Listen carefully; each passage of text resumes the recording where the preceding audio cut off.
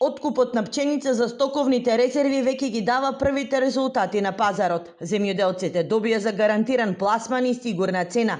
Годинава житото има повисока цена, а одредени мелничари почнале да го откупуваат по 13 денари за килограм, колку што изнесува цената што државата ја плаќа за откупот за стоковните резерви. Сега, шом почел да се откупува за стоковите резерви, почна и некои од фирмите да ја откупуваат по 13 динара пченицата.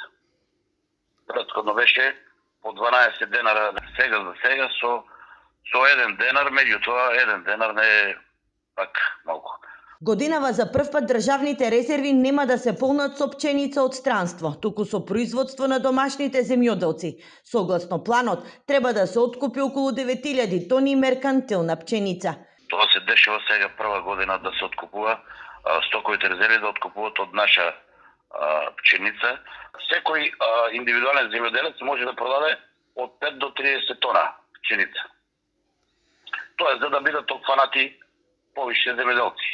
Сушата во целиот регион сериозно влијаеше врз производството на пченка, која е потребна за хранење на домашните животни. Незиниот недостаток ќе се компензира со пченица, што дополнително ќе ја зголеми побарувачката на лебното зрно, сметаат од асоцијацијата.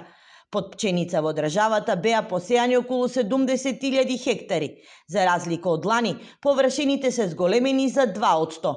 Од овогодинешната жетва се ожнеани од 270 до 300.000 тони пченица.